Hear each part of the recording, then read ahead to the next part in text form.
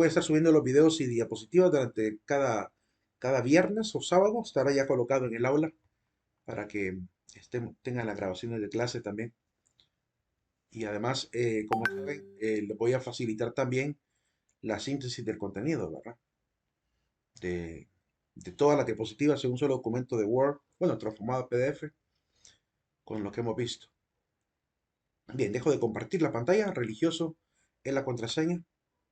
Ya vamos por sobre 3 minutos. Ahora les comparto la diapositiva para seguir con el tema de la evangelización de la iglesia, el papel que la iglesia jugaba. Lo primero que estamos viendo es eh, cómo es que venían a América, ¿verdad?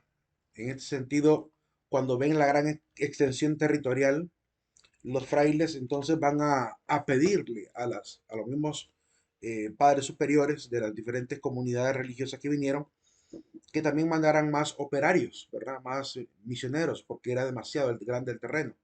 Así que no pasó mucho tiempo para que empezaran a solicitar esto a sus propias comunidades. ¿Cómo era el tema de la selección? ¿Verdad? Claramente el tema de la selección era voluntario. Lo que hacían era mandar a alguien de parte de la corona a los diferentes conventos, a hablar con los padres de las comunidades religiosas, los padres superiores, para que de manera voluntaria, pues cada uno, ¿verdad? Pudiera afirmarle al comisario si quería o no quería asistir. Era, obviamente, nadie obligaba a nadie, era voluntario todo, ¿verdad? Y comúnmente, pues los que más se arriesgaban a venir, pues eran los frailes más jóvenes, claramente porque ya se sabía el nivel de esfuerzo que tendría esa situación. Em, Al principio, pues venían algunos sacerdotes acompañando, algunos frailes acompañando a los viajes de Colón, pero va a haber un momento en el que el mismísimo Papa va a dar el permiso, ¿verdad?, para que puedan enviar misiones, es decir, que diferentes congregaciones religiosas puedan mandar misioneros hacia América. Y es ahí donde van a venir las principales comunidades que mencionaremos más adelante. Esto está en la página 41 y 42 del libro de José Valenzuela, Historia Eclesiástica de Honduras. Lo que recibían a cambio, claramente había que darle sustento a los frailes. No era una cuestión tan fácil, ¿verdad? En aquel momento. Las comunidades en ese momento no eran tampoco muy adineradas. Sobrevivían del quehacer cotidiano, de las hortalizas y siembras que hacían. No había, por tanto, un sostenimiento por parte de la iglesia, así que la corona de alguna manera les colaboraba. ¿Cómo hacían esa colaboración? Pues al principio les daban 4 ducados de oro para el viaje. Se preguntarán, ¿y para qué les va a servir el oro en América si no había dónde comprar? Bueno, los mismos españoles, ¿verdad? Comercializaban entre ellos. Además, aquí considera que en los siguientes viajes, ¿verdad?, mucha mercancía venía también de España, ¿verdad? Y seguramente ahí aprovechaban para comprar telas y comprar cosas así que venían directamente de España. Después le daban 7 reales, que son moneditas de plata, de 3 gramos, por cada 8 leguas recorridas. Es decir, dividían prácticamente el día de recorrido en ocho, diríamos, distancias. Y que cada distancia calculada en el día, pues se consideraría una legua.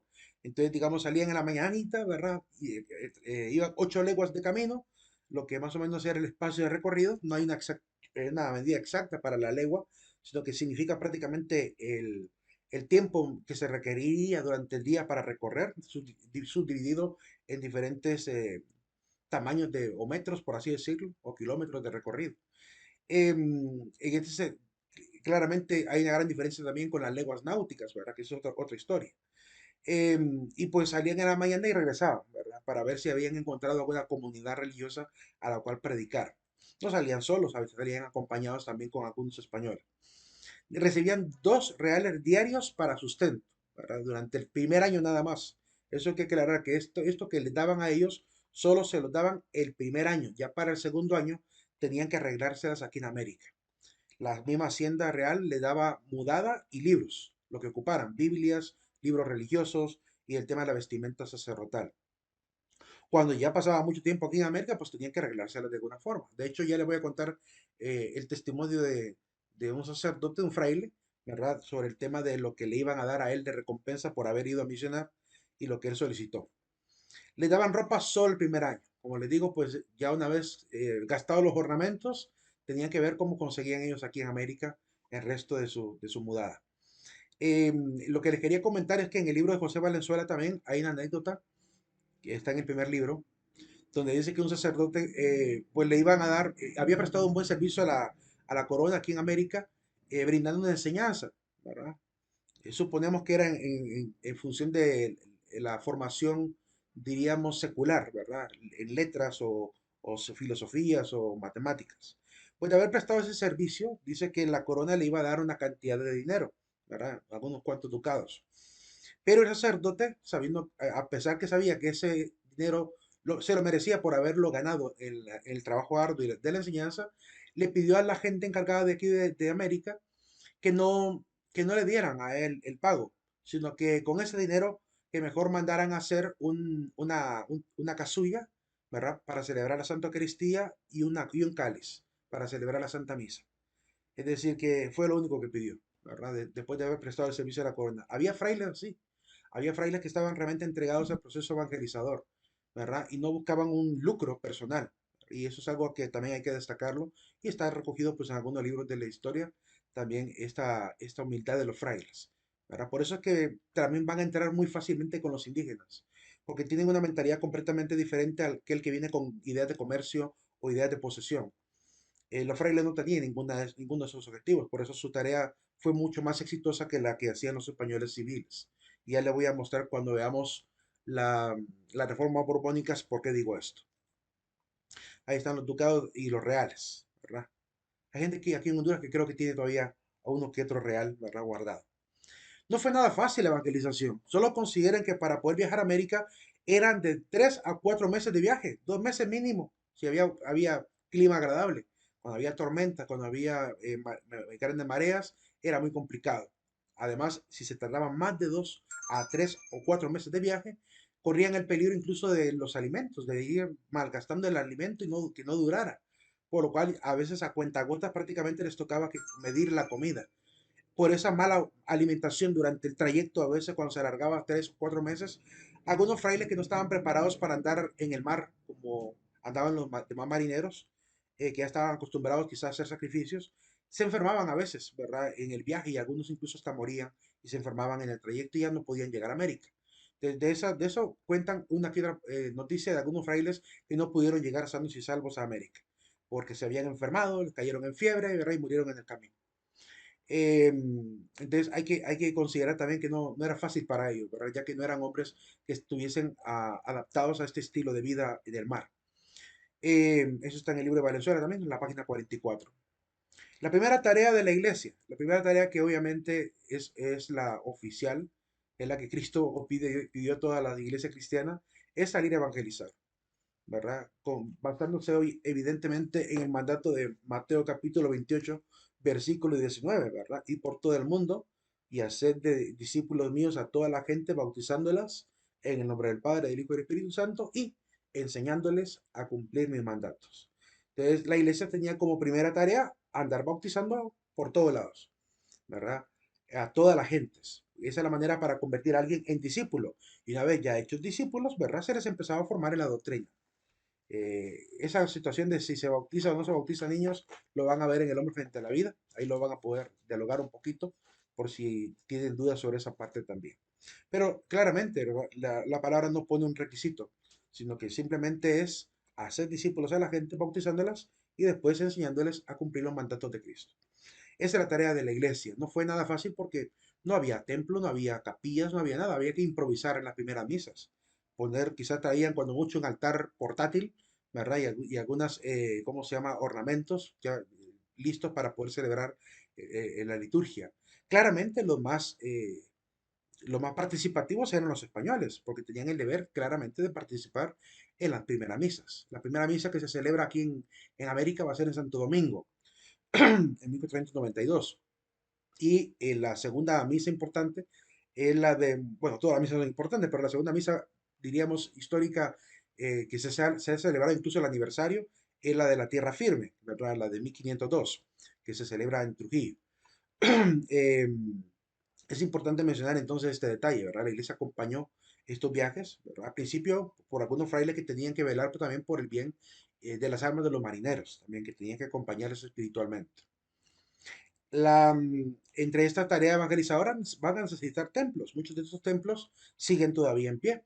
¿verdad? Hechos durante los primeros siglos, ¿verdad? 1500, 1600 a 1700. La segunda gran tarea de la iglesia que va a desempeñar, los frailes se van a dedicar a educar y a traducir. En la parte de la educación, pues bueno, ahí vimos en la carta de Américo Vespucio cómo los mismos españoles se preocupaban por tomar indios para que les pudieran ayudar a aprender la lengua, que de repente se llevaran, ahí menciona por ejemplo que a un indígena se lo llevaron voluntariamente para poder enseñar, le pidieron que se fuera con ellos para que les enseñara la lengua. Hay que considerar que el tiempo que pasaban con esos indígenas eran hasta de 13 hasta 2 años prácticamente navegando con ellos, ¿verdad? Entonces claramente podían haber aprendido fácilmente durante ese tiempo, ¿verdad? Con mucho esfuerzo y dedicación la tarea de la lengua. Pues los frailes hacían lo mismo.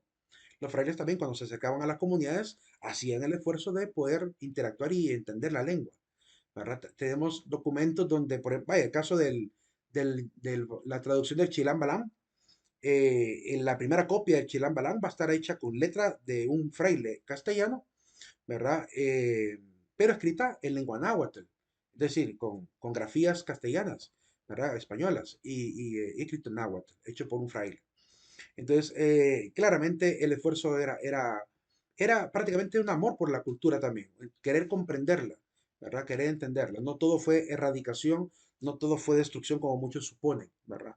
Al contrario, más bien se protegió parte de la cultura de los indígenas gracias a ese apego al tema cultural.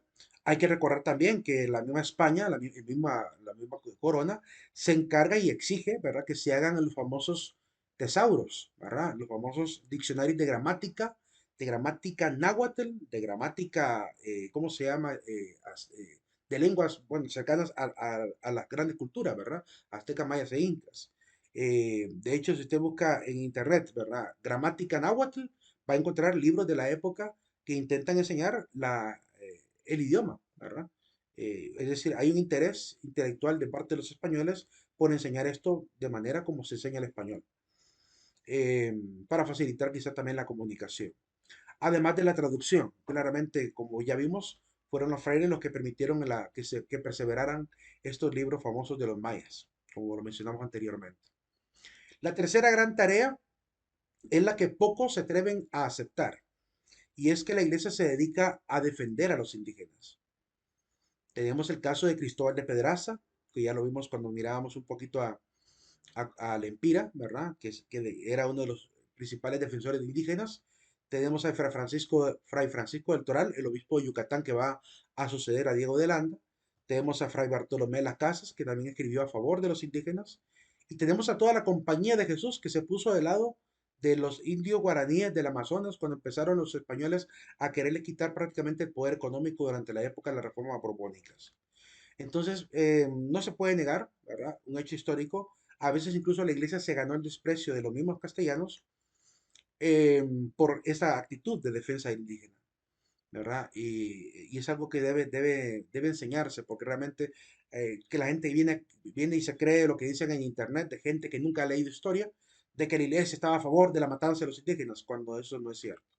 Eso no es cierto. No hay fuente, no hay ningún académico serio que se atreva a decir semejante barbaridad. Al contrario, hay pruebas de lo contrario, de que eran capaces incluso de ofrendar su vida por defender al indígena, como pasó en América del Sur con los jesuitas. Incluso los tomaron por presos, se los llevaron prácticamente como que eran criminales de América por andar defendiendo a los indígenas de América del Sur. Entonces, esa parte también es importante mencionarlo. Que pudo haber habido algún sacerdote o algún obispo acomodado al sistema, pues sí, siempre han habido, ¿verdad? Pero eso no significa que haya sido la generalidad de la iglesia, ni tampoco que sea la doctrina de la iglesia, ¿verdad? Al contrario, el ponerse a favor del pobre, a ponerse a favor del protegido, eso es lo que la iglesia siempre ha intentado hacer, sobre todo con las bases, ¿verdad? De las comunidades religiosas, que son los que han dado ese gran testimonio, ¿verdad? De seguir el evangelio al máximo, lo más que se puede.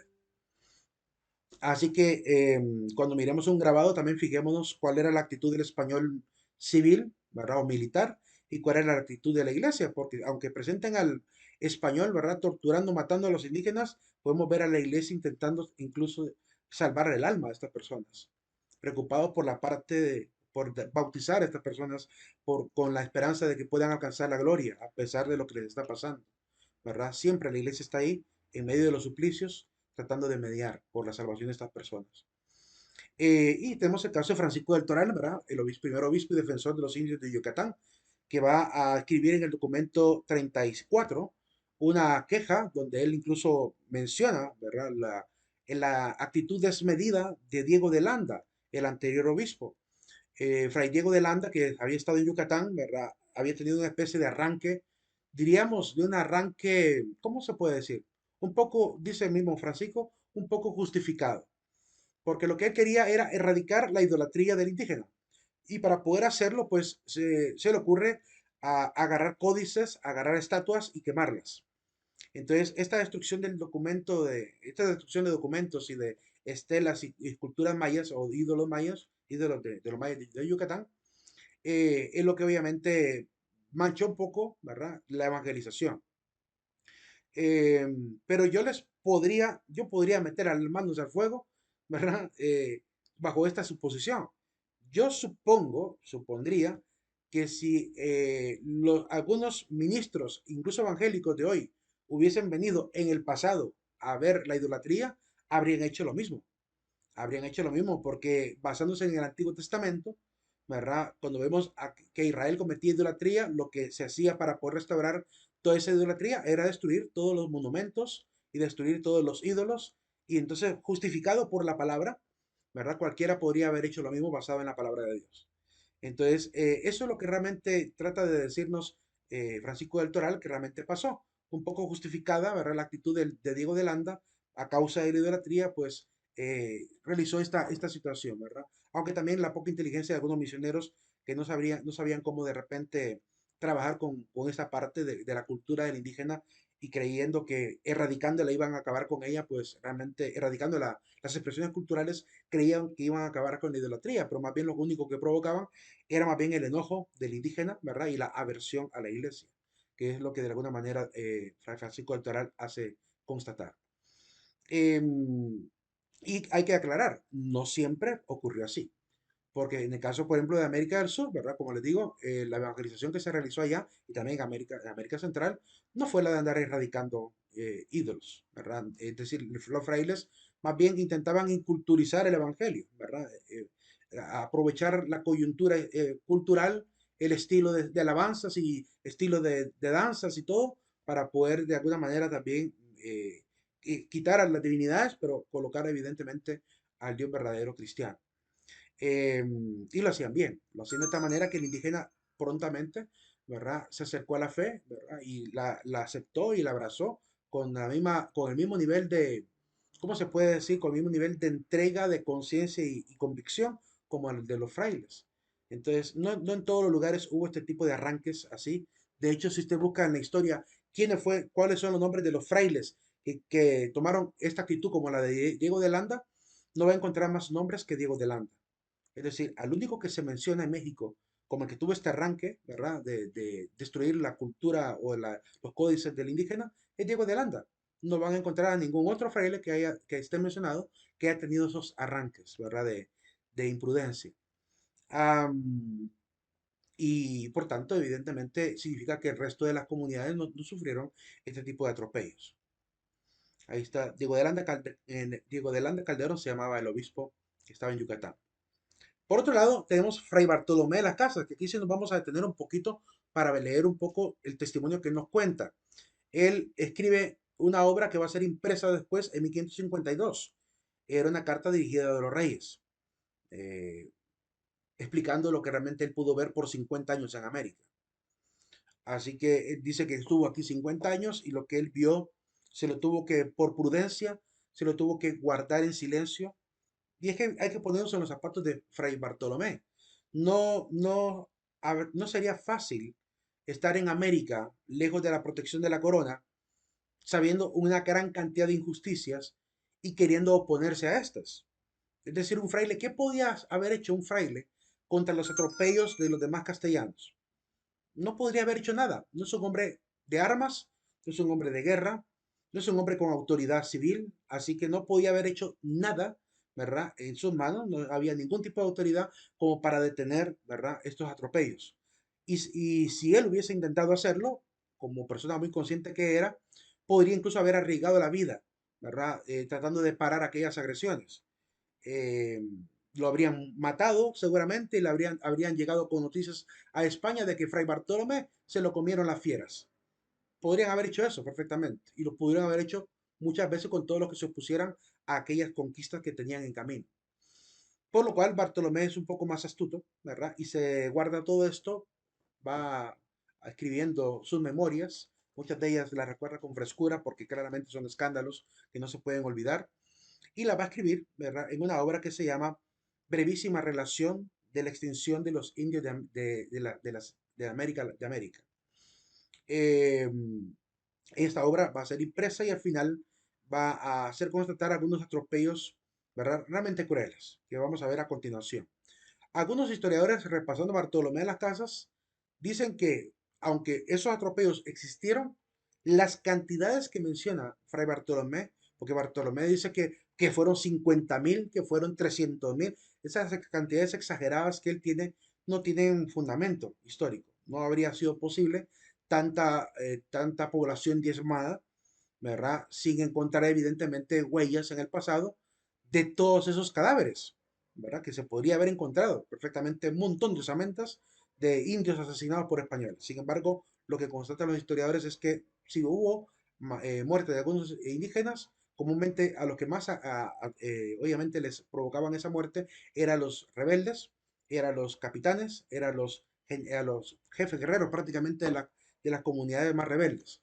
Pero como también constata en la Mundus Novus, ¿verdad? Américo Vespucio, no a todos los lugares donde iba el español iba prácticamente la muerte, sino que en algunos lugares, si hubo muerte, y ustedes lo pudieron leer, ¿verdad? Es porque había motivos, es porque ellos intentaron llegar en paz a la playa y los indígenas no pudieron dejarlos entrar, no que desde antes empezaban a tirar saetas, incluso el mismo Américo se da cuenta que cada vez que los indígenas estaban prácticamente bien decorados y disfrazados, es porque estaban en pie de guerra. Es decir, detecta que esta es la manera de darse cuenta cuando estaban pacíficos y cuando querían prácticamente entrar en lucha.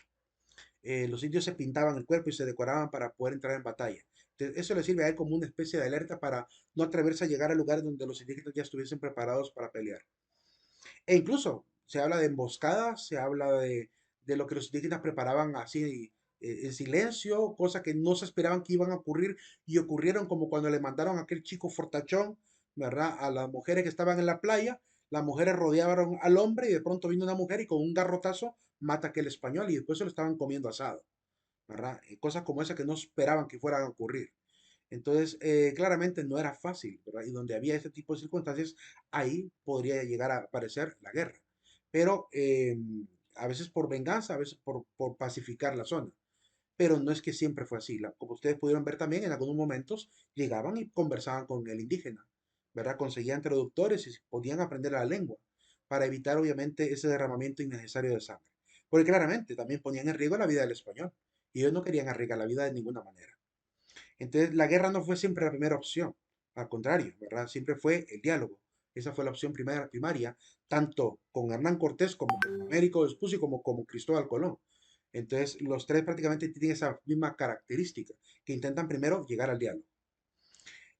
Aún así, ¿verdad? Los demás que anduvieron con Hernán, con Cristóbal y con Américo, no eran hombres de fiar, muchos de ellos. De hecho, el mismo Américo Vespucio, ¿verdad? Se queda enojado, ¿verdad? Porque lo dejan abandonado. ¿Se acuerdan? Cuando lo dejaron abandonados como con 24 personas, él en la pequeña en barca con 9 soldados, decía él, y estuvimos esperando creo que 8 días, prácticamente estuvieron esperando a que llegara el capitán con la embarcación y nunca llegó.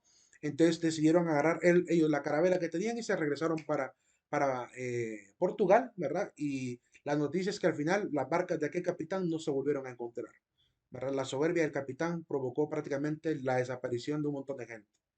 Entonces, esta denota que no todos los hombres andaban también con buena voluntad. Algunos andaban ahí tras la jugada. Pero eso es parte también de lo que ocurre siempre con el ser humano, ¿verdad? Cuando ve las oportunidades. Veamos lo que nos dice Fray Bartolomé en su narración de lo que él observaba. En la lectura número 1, brevísima relación de la destrucción de las Indias, se llama, de la página 10 a la 11, dice Fray Bartolomé. Considerando pues yo muy poderoso Señor, los males y daños, perdición y jacturas, de los cuales nunca otros iguales ni semejantes se imaginaron poderse por hombres hacer. Es decir, le está diciendo, ocurrieron un montón de cosas que nunca me imaginé que los españoles fueran capaces de hacer. De aquellos tantos y tan grandes y tales reinos, y por mejor decir, de aquel vastísimo y nuevo mundo de las Indias, concedidos y encomendados por Dios y por su iglesia a los reyes de Castilla, para que se los rigiesen y gobernasen, convirtiesen y prosperasen temporal y espiritualmente. O sea, prácticamente aquí le está diciendo al rey, ustedes son responsables de lo que está pasando allá porque a ustedes les dio Dios esa oportunidad de encontrar esa tierra. Y dice él, como hombre que por 50 años y más de experiencia siendo en aquellas tierras presente, los he visto cometer.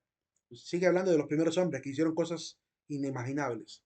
Que constatándole a vuestra alteza algunas particulares hazañas de ellos, no podía contenerse de suplicar a su majestad con instancia importuna o inoportuna, que no conceda ni permita la que los tiranos inventaron, prosiguieron y han cometido, que llaman conquistas, en las cuales si se permitiesen, han de tornarse a hacer, pues de sí mismas hechas contra aquellas indianas gentes pacíficas, humildes y mansas, que a nadie ofenden. O sea, aquí está contando lo que él vio. Cuando él llega prácticamente a los lugares donde estuvo, quizá con las siguientes embarcaciones que llegan después de Colón, o paralelas a Colón, como ocurrió en los viajes de Américo Vespucio, claramente les tocó un lugar donde no había gente violenta. Entonces él se pone del lado de esa gente. Esas personas son, dice, esas actitudes de los españoles son inicuas, tiránicas y por toda ley natural, divina y humana, ¿verdad? Menciona la ley natural porque claramente por ley natural tendrían que seguir siendo hombres libres, mujeres libres, hombres que busquen su propia felicidad y nadie les impida lograrlo, ¿verdad? Entonces por eso habla de la ley natural, porque es una libertad del hombre la que fueron perdiendo. Y también, obviamente, es una ley divina, ¿verdad? La hermandad y el tratar bien al prójimo. Y es una ley humana, pues no matar a nadie, ¿verdad? No cometer, obviamente, atropellos. Condenadas, detestadas y malditas. Imagínense cómo dice él que fueron esas actividades que realizaron los españoles. Él las considera condenadas, detestadas y malditas. Deliberé, dice él, es decir, por ser muy prudente, deliberé por no ser reo, callando de las perdiciones de ánimas y cuerpos infinitas que los tales perpetraron, o sea, fue testigo de mucha muerte, poner en molde algunas y muy pocas que los días pasados colegí de innumerables, que con verdad podría referir para que con más facilidad vuestra alteza las pueda leer. Es decir, le puedo contar todo lo que pasó y con lujo de detalle, ¿verdad? Si usted quiere que se lo describa más, con gusto lo hago. La continuación que dice, después de acabadas las guerras y muertes en ellas, todos los hombres, quedando comúnmente los mancebos, los más humildes, y mujeres y niños, es decir, los hombres más apacibles, repartieron los españoles, ¿verdad? Los españoles se los repartieron entre sí, dando a uno 30, a otro 40, a otro 100, a otro 200, según la gracia, ¿verdad? ¿Cómo se llama? Esta actitud de boa que a veces hay entre los seres humanos, según la gracia que cada uno alcanzaba con el tirano mayor, que llamaban gobernador o que decían gobernador. Y así repartidos a cada cristiano, dábanselos con esta color o con este mandato, que los enseñase en las cosas de la fe católica, siendo comúnmente todos ellos idiotas y hombres crueles, avarísimos e viciosos, haciéndoles curas de ánimas. Esto le escandaliza a Fray Bartolomé. ¿Cómo es posible que le quiten a la iglesia la potestad de andar evangelizando para dárselas a castellanos que no estaban bien formados en la doctrina, quizá? Hombres incluso con llenos de avaricia y vicio. Él obviamente se queja de esto, que no es lógico pues que les quiten esta potestad a los frailes para dárselos a los señores encomendadores. Y la cura o cuidado que de ellos tuvieron fue, es decir, en vez de andar cuidándolos espiritualmente, miren lo que hicieron. Más bien fue enviar a los hombres a las minas a sacar oro, que es trabajo intolerable, y las mujeres las ponían en las estancias, que son granjas, a cavar labranzas, a cultivar la tierra, trabajo para hombres muy fuertes y recios, y se la ponían a las mujeres. No daban a los unos ni a las otras de comer, sino hierbas y cosas que no tenían sustancia. Secábaseles la leche de las tetas a las mujeres paridas, y así murieron en breve todas las criaturas. Y por estar los maridos apartados que nunca veían a las mujeres, cesó entre ellos la generación, dejaron de producir hijos. Así se fue diezmando y bajando la población indígena. Murieron ellos en las minas de trabajos y de hambre, y ellas en las estancias o granjas de lo mismo. Y así se acabaron y tales multitudes de gentes de aquella isla. No está hablando de América, está hablando de las islas específicamente, probablemente Santo Domingo. Y así se pudiera haber acabado todas las del mundo. Decir las cargas que les echaban de 3 y 4 arrobas y los llevaban 100 y 200 leguas. Y los mismos cristianos se hacían llevar en hamacas, como, que son como redes a cuesta de los indios. Aquí también quiero hacer una anotación respecto a lo que dice Américo Vespucio, que dice de que de pronto habían caminado una gran cantidad de distancia, y más de algún castellano, quizá cansado de caminar, no podía ya dar un paso más, así que vinieron los indígenas, los subieron en las hamacas, ¿verdad? Y lo llevaban a carga para ayudarle a seguir el camino. Entonces, hay que también considerar esa posibilidad, ¿verdad? Que no fue siempre trabajo forzado. Quizá fue que más bien le ayudaron a llevarlo así, como una actitud también un poco solidaria. No significa que realmente siempre los obligaran a hacer esto, pero tal vez Bartolomé vio otra cosa. Porque siempre usaron de ellos como bestias para cargar. Así que ese es el testimonio de él, muy diferente al de Américo. Tenían mataduras en los hombros y las espaldas de las cargas, como muy matadas bestias. Decir asimismo los azotes, palos, bofetadas, puñadas o puñetazos, maldiciones y otros 1000 géneros de tormentos que en los trabajos les daban. En verdad que en mucho tiempo ni papel no se pudiese decir, y que fuese para espantar los hombres. Te vean cómo él se pone prácticamente en esa actitud de decirle al rey todo lo que está pasando de una manera, diríamos, bastante imparcial, porque siendo el castellano podría haberse callado esto, ¿verdad? Así como muchos suponen hoy en día. Que hay gente que supone que entre los españoles se cuidaban las espaldas y no declaraban todo esto. Pues para que vean que no era así, ¿verdad? Un fraile español declara obviamente ese tipo de atropellos a la dignidad de los indígenas. Entonces, estas cartas cuando llegan a España, se publican y se hacen prácticamente populares estas historias, ponen en sobrealerta a los reyes españoles, que muy a temprana etapa, ¿verdad? Van a empezar, ahí por 1503 ya, van a empezar a fundar el Consejo de Indias, para empezar a vigilar a los que encargados, a los intendentes coloniales, las leyes que se ponían en América y otros detalles y atribuciones que van a tener tanto en lo político como también en lo religioso. Entonces van a empezar a tomar obviamente cartas en el asunto para parar esta situación. ¿Qué órdenes religiosas llegaron a América? Básicamente, vamos a hablar por lo menos de las primeras tres, ¿verdad? Después vamos a hablar, cuando toquemos la reforma borbónica, de una cuarta, que es la de los jesuitas. Pero primero hablemos de las primeras tres que vinieron a América. La primera orden es la orden de los franciscanos, la orden de frailes menores capuchinos, fundados por San Francisco de Asís, ¿verdad? Hijo de Pietro Bernardone, ¿verdad? Llamado en realidad Juan de Bernardone. Eh, Francisco, pues, era un joven de su época. Brevemente voy a explicar la historia de él, que había vivido con opulencia. Su padre era mercader de telas, ¿verdad? Y por tanto era un hombre de buena vida. Francisco era un joven que se dedicaba pues a andar trovando, enamorando mujeres en las tabernas con los amigos, ¿verdad? De fiesta en fiesta, ¿verdad? Y como joven de la época también, cuando tocó que ir a pelear contra el Imperio Otomano, pues también era un joven amante de la historia de los caballeros, que quería ser caballero también. Pero en medio de la guerra quizá entró una especie de shock personal que le hizo revisar su vida. Cayó un poco enfermo, aparentemente como de fiebre. Durante ese tiempo de recuperación logra reflexionar sobre lo que está pasando en el mundo, y empieza un proceso de conversión en él. Llega un punto en que empezó a regalar las telas a los padres, de su padre, a la gente. Su padre molesto lo lleva ante el señor obispo de Arrastras por la plaza, para que le haga ver lo mal que está que un hijo ande tomando estos bienes del padre y malgastándolos de esa manera. Cuando conversa con el obispo, ¿verdad? Ve a su padre muy molesto por la ropa y la tela que regaló. Así que al ver que le preocupaba más eso que su propio hijo, se desnudó en plena plaza, dobló su ropita y se le entrega a su padre y le dice: padre, ya no soy tu hijo. en tutela. Entonces se dedicó a vivir como mendigo. Muchos que creían que Francisco se había vuelto loco le llamaban el loco de Asís. Pero poco a poco su testimonio fue arrasando.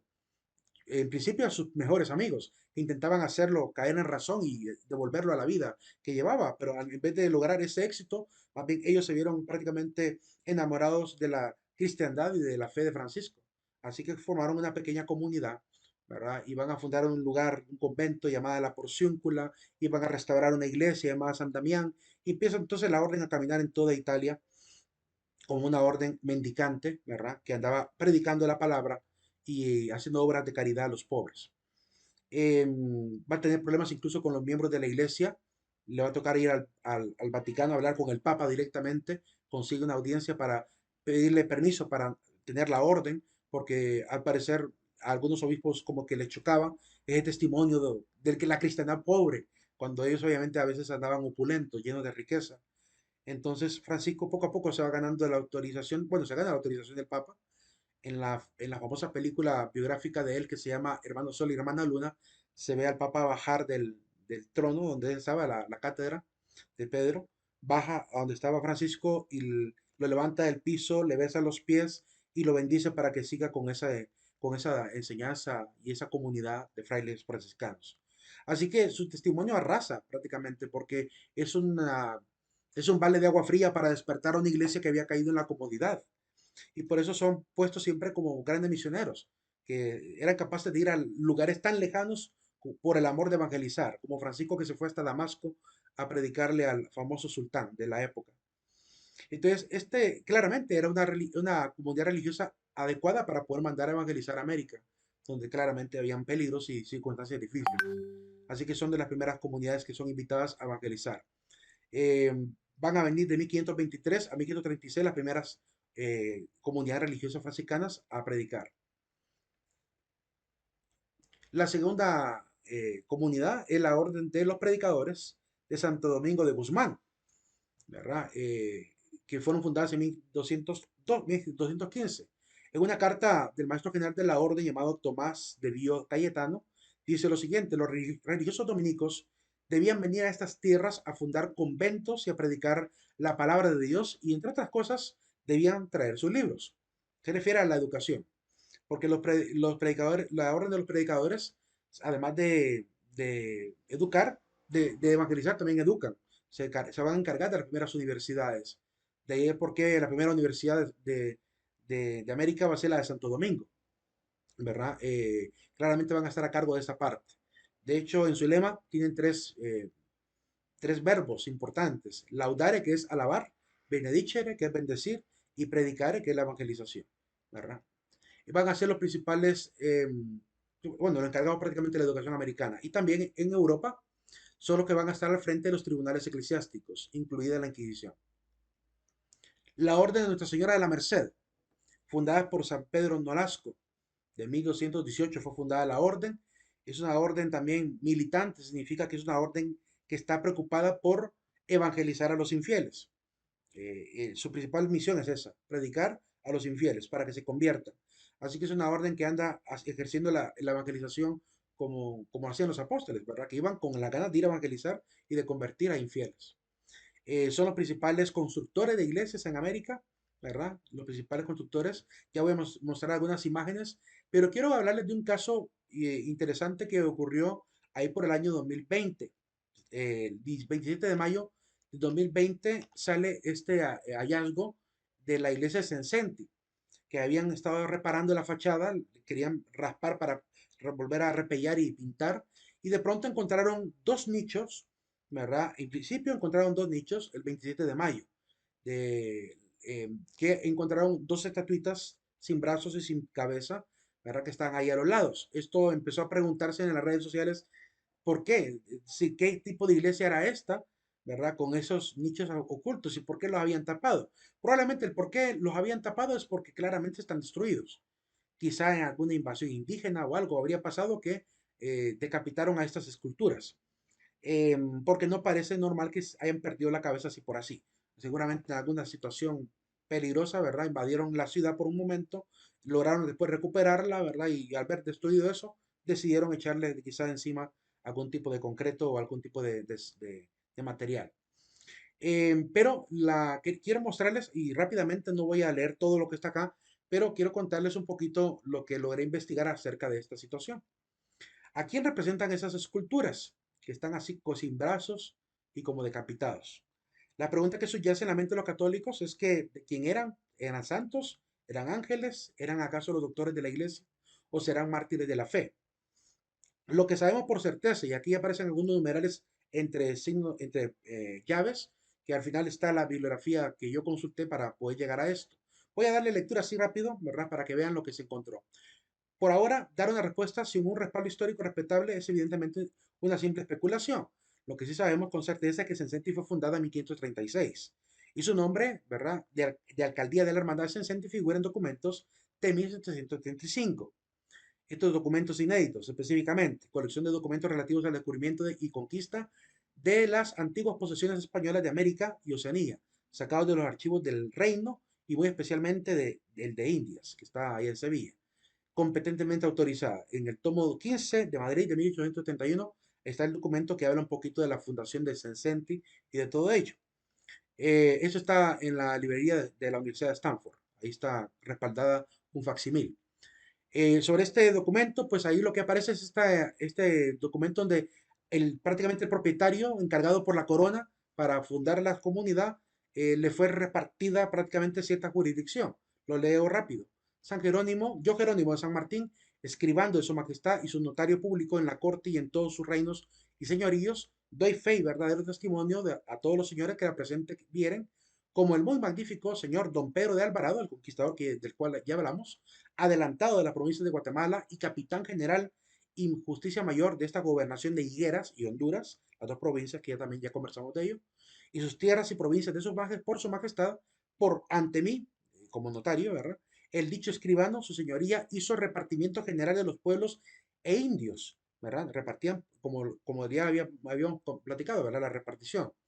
Indios naturales de la provincia de Higueras, que su señoría ha conquistado de la jurisdicción de la ciudad de Gracias a Dios, Gracias al Empire actualmente, que su señoría nuevamente ha fundado y poblado en nombre de su majestad a los vecinos y conquistadores y pobladores de ella, el cual dicho repartimiento que su señoría hizo es este que sigue. Quiero continuar con esa parte de la lectura. En la página número 8 dice, a Pedro Orellana, vecino regidor de la ciudad, dio, ¿verdad? Dio su señoría de repartimiento de los pueblos de San Bizambique. Se supone que ese es el nombre antiguo de Sensenti, San Bizambique, y otra población llamada Colx, con todos sus barrios, estancias, señores e indios de las que llevó cédula. Cabe destacar que Santa Rosa de los Llanos, ¿verdad? O de la Sabana, como se llamaba también, después Santa Rosa de Copán, era una aldea de Sensenti. Sensenti era, por así decirlo, la cabecera en un momento, ¿verdad? Antes de que Santa Rosa se convirtiera en la cabecera departamental. Y cuando Copán se convirtió en departamento en 1869, Sensenti pasó a formar parte de Ocotepeque, fundada en 1906, ¿verdad? Pasando a esa jurisdicción. Pero antiguamente había sido Sensenti prácticamente el lugar más adecuado. Y es que si los que han venido por Occidente saben cómo es Sensenti, es una llanura, ¿verdad? Es un gran valle. De hecho, yo no me quisiera ni imaginar qué tremenda ciudad se hubiese hecho ahí si ahí hubiese permanecido la cabecera de todo Occidente, ¿verdad? Se habría convertido en una ciudad estilo Santa Rosa de Copán o más, pero más aplanada todavía. Porque Santa Rosa prácticamente está dentro de una gran montaña. La fecha del templo, de ese templo que está ahí, fundado en 1736. Para 1735, dice, era alcaldía de la Hermandad de Sensenti, teniendo como aldeas a los llanos de Santa Rosa y Sesecapa, Antiguo Cotepeque. En 1736 se apartó la parcela del terreno para la plaza. Para poder hacer eso, dice que sembraron un arbolito frente a donde iban a fundar la iglesia. Es un árbol de Guanacaste que todavía está en pie ahí. ¿Verdad? Que tendría más de 200 años prácticamente ese arbolito que está en el parque de Sensente. Este es el árbol, 244 años tiene el arbolito esto, ¿verdad? En el Parque Sensenti. Sensenti fue cabecera del curato, teniendo en 1785 a don Juan de Cepeda como cura vicario y juez eclesiástico.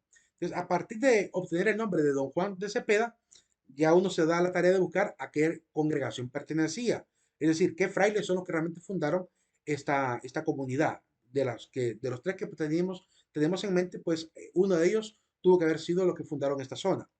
Y para poder constatar esa parte, pues es importante considerar lo que dice el documento del Archivo de Bibliotecas Nacionales, del órgano de la Sociedad de Geografía e Historia, que dice que el nombre antiguo de San Mozambique con el tiempo se convirtió en el que lleva actualmente, la cabecera Sencenti, que está situada en el extenso valle del mismo nombre, ¿verdad? Y dice más adelante, una llanura pintoresca, fundada y próvida, que cuenta con Honduras, de verdad, tales los valles de Comayagua, Jesús de Toro y los de Lancho, que son prácticamente puras llanuras. Zambizambique significaría espiga de maíz seco en la lengua mexica, ¿verdad? Ese es el nombre que le dan a Sencente. Voy pasando un poco largo esto porque se lo pueden dejar en la diapositiva por si quieren, les interesa conocer un poco más y leer de manera muy, el, bueno, leer todo el documento, pues lo podrán ver. Aquí es donde está la fuente de qué comunidad vino a San Mozambique. Dice, con grandes trabajos, los padres mercedarios habrían logrado fundar algunos pueblos y construir sus iglesias, bautizar a cientos de indios, casar a muchos y enseñar oficios y artes domésticas a quienes consideraban aptos para tales ocupaciones. Su acción misionera incluía los pueblos de Santiago de Cacuaterique, San Miguel de Zapigre, Lisque, Similatón, San Juan de Polorós, hacia la zona fronteriza con Cuscatlán, y por el rumbo más occidental, las minas de San Andrés, Los Llanos, Talgua, San Marcos y San Bizambiqui que Quesailica, sin contar los pueblos de la sierra. O sea que todas las iglesias que están en estos lugares, Andrés, Talgua, Los Llanos, San Marcos, San Vicente y Quesailica, son templos hechos por los mercedarios. Que es lo que teníamos que encontrar, ¿verdad? ¿Qué religión es para poder encontrar también a qué pertenecen estas esculturas o qué es lo que simboliza? Entonces hay que entender que la orden fundada por San Pedro Nolasco, ¿verdad? Tiene una historia propia de evangelización y en medio de esa evangelización han tenido que pagar ciertos sacrificios, como el hecho de mártires, por ejemplo. En la famosa iglesia de Gracia de la Empira, que se llama también Iglesia de la Merced, también hay cuatro esculturas, ¿verdad? De cuatro personajes de la orden, que según lo que cuentan, ¿verdad? Son cuatro mártires de la misma iglesia, ¿verdad? Este es un grabado que presenta la misma iglesia en aquella época. Hoy está pintadito, ¿verdad? Y dibuja lo que aparecen ahí con grandes sombreros larguísimos, son los sacerdotes, que comúnmente andaban así, los religiosos andaban ese sombrero largo, así como forma de cuadrada, ¿verdad? Y los que andan con un sombrero redondo, pues son los chambergo que utilizaban los castellanos aquí en Honduras. Pues al final, para terminar esta parte, ¿verdad? Al final yo hice una suposición el 27 de mayo de que no habrían entonces solamente dos imágenes, sino que ponía yo en mi cuenta de Facebook que seguramente hay cinco nichos. Quizás los otros dos estaban ocultos y el quinto también que está arriba debería estar oculto. Pues tuve que esperarme hasta que siguieran raspando la iglesia para que realmente se hiciera verdadero lo que había dicho. En realidad encontraron, ¿verdad? Un nicho más en la parte de arriba. Mañana les platico un poquito más de esto. Vamos a la hora virtual a colocar eh, la asistencia cotidiana. Dígame.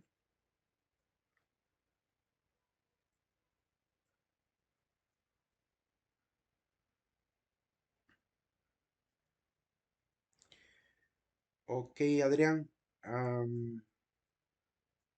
Bueno, permítame un segundito. Si quieres, quédate, Adrián, para que hablemos un poquito al final, para que nos pongamos de acuerdo en algo. Permítame un segundo. Vamos a ver la contraseña final para terminar. Permítame un segundo. La palabra clave final es la palabra viaje. Así que nos vemos el día de mañana, jóvenes. Me quedo solamente con Adrián para platicar un poquito con él.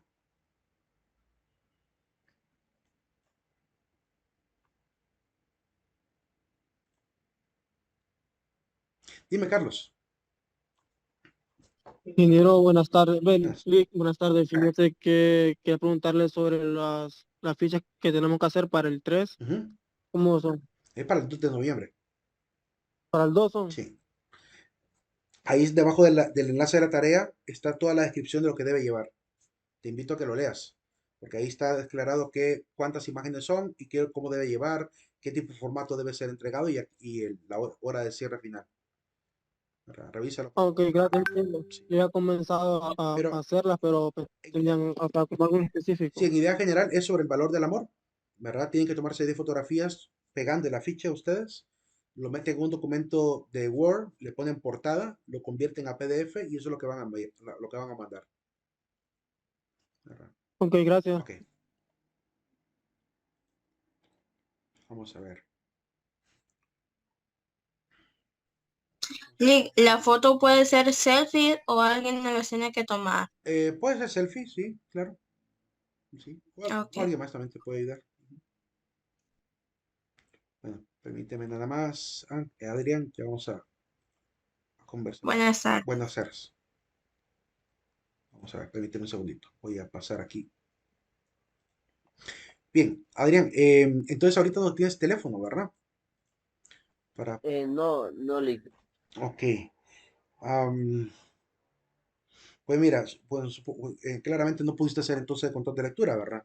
Pero eso lo podemos arreglar después. Lo principal es que ahorita trates de buscar la manera para que podamos mantener el contacto y te puedas agregar nuevamente al grupo de WhatsApp para poder identificarte también. En cuanto consigas algún dispositivo o alguien te lo preste, pues me escribes para recordármelo, ¿verdad? Ahí al WhatsApp, ok. y así poder darte en qué hora y qué día podrías recuperar tu control de lectura.